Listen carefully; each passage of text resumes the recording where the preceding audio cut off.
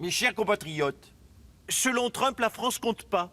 En voilà un au moins qui reconnaît la qualité de mon boulot. Merci. Bah oui, ça fait plaisir. Je me suis quand même donné du mal pour nous faire sortir du game.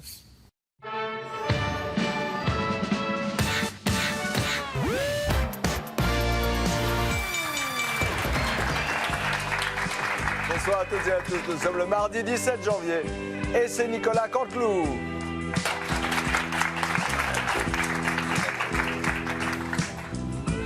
« 28 degrés à l'ombre, Ah, vous 28 faites degrés à bien, l'ombre. 28 degrés à l'ombre. On fait ce qu'on a avec le froid qu'il fait, il fallait au moins ça. Ah, ça pique là, hein. Ah, ça pique. Ça vient de Russie, vague de froid de Russie. Ah ouais, Il a que ça à foutre, Poutine, nous emmerder comme ça. Ouais, c'est toute la France qui est concernée, l'Europe, une partie de l'Europe aussi.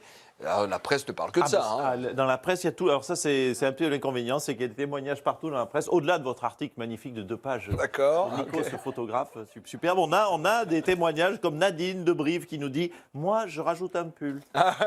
Christian de Châteauroux qui nous dit « Moi, en hiver, j'achète une écharpe ». Super. Et Didier de Vesoul, magnifique, qui nous dit « Moi, je suis plus bonnet que cagoule ». Voilà ce qu'on a dans la presse. Alors, je ne sais pas si ça vaut le coup de l'acheter parce que franchement, moi, ma mère me dit la même chose, mais en plus gratuitement.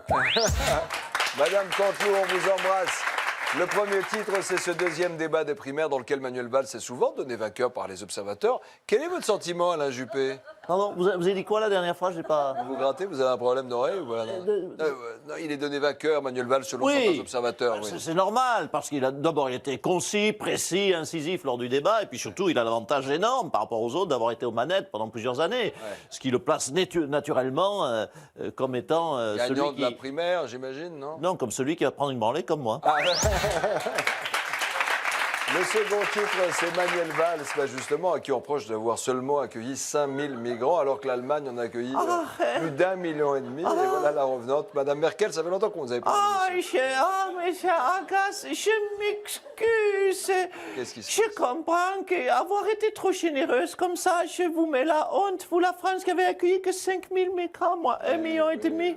Ah, c'est vrai qu'on passe pour qui, nous, avec nos pauvres 5000 personnes? Je vous ai mis la honte avec le taux de chômage qui, chez nous, est tout petit et vous, il est très gros. Oh là là. Pas, on a compris, pas. Et je ne parle pas des taux de croissance qui, chez nous, est très gros, alors que chez vous, il est tout petit, la honte. Oui, c'est bon, mais on a compris, merci d'être passé. Selon Jean-Marc Ayrault, François Hollande regretterait sa décision de ne pas se présenter à la présidentielle et selon nos images exclusives aussi, regardez. J'étais à la pièce de Drucker hier soir, et puis je me suis dit, finalement, les primaires, ça prend pas. À mon avis, les gens sont déçus que je me représente pas.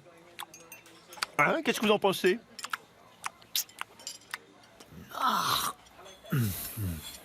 T'en penses quoi? Il y a Monaco qui a gagné. Je pense qu'il faut que je tâte le terrain. Ouais.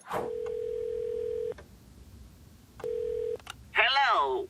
Oui, bonjour, c'est François Hollande. Je voulais avoir votre avis. Si je revenais en 2017, vous en pensez quoi? Il veut revenir en 2017?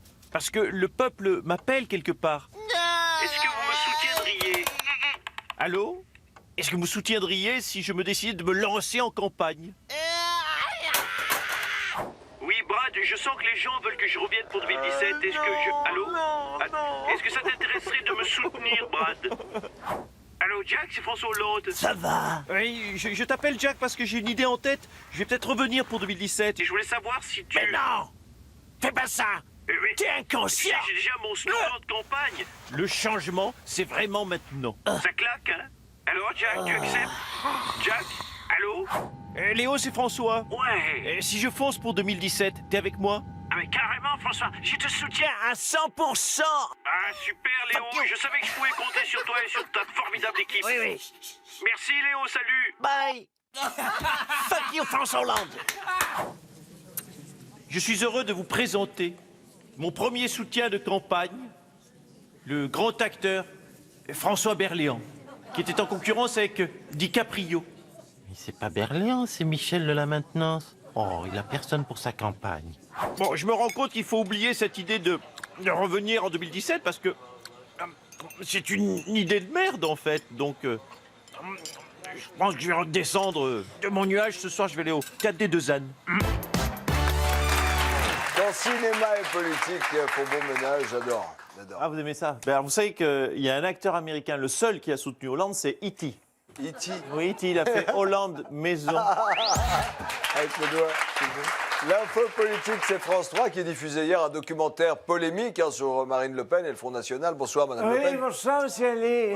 Ce documentaire, en fait, montrait les divergences au sein de votre parti. Non. Est-ce que c'est le cas? Non, écoutez, je m'inscris en faux, il n'y a pas de divergence au Front National. Nous sommes tous, nous vous en déplaise, sur la même ligne politique. Quelle est-elle, cette ligne? C'est la faute de l'autre. Hein, je vous explique, parce que j'ai l'air ébahi dans vos yeux. Flamin Philippot dit que c'est la faute de Marion, toujours. Marion dit que c'est toujours de ma faute. Et moi-même, je dis que c'est toujours la faute de papa. Voilà, vous voyez, tout ça est très organisé, très carré. D'accord. Il y a bien un sujet qui vous rassemble au Front National, non? Bien sûr, les grands sujets de société sur lesquels nous sommes tous d'accord pour dire que c'est la faute des Arabes. Ok, super. En tout cas, dans votre actualité... Pas d'ironie dans votre Non, propos, mais il n'y a s'il pas vous plaît. d'ironie. Mais regardez, vous êtes parti à New York, vous avez essayé de rencontrer Donald Trump, et là, rien, quoi. Que Pas dalle. de faux, c'est quoi cette expression? Vous maîtrisez la langue française parfaitement. Oh, voilà. Vous n'avez rien compris. Oui, je sais voir monsieur Trump. Trump n'a pas voulu me recevoir. Libre à lui voilà. de ne pas le faire. Mais comment ai-je réagi? Eh bien, je suis simplement rentré chez moi. Je ne me suis pas comporté comme une migrante à camper dans le hall de l'hôtel en train de tendre ma main pour une petite pièce, pardonnez-moi. Comme vous l'auriez fait certainement. Bien évidemment. Non, mais franchement, c'est un échec. Avouez qu'on peut aussi se tromper. On peut le Ah oui, vous montez dans les aigus parfaitement, très bien. Non, mais qu'est-ce Oh, qui la se passe? Castafiore. Non, écoutez, hein, je sais que vous prenez votre pied à photographier des mains. Hein. Alors, écoutez, vous savez, ma main, vous la prendre dans ta gueule. Ok, merci de votre gentillesse. Dans un instant, sur TF1, c'est Chicago Med. Et d'ailleurs, je pensais à un truc, Aliagas, on pourrait très bien l'encadrer et l'exposer à la bourse. Qui donc? Mais votre photo de ma main dans ta gueule. Allez, tout de suite, le mot du président de la République.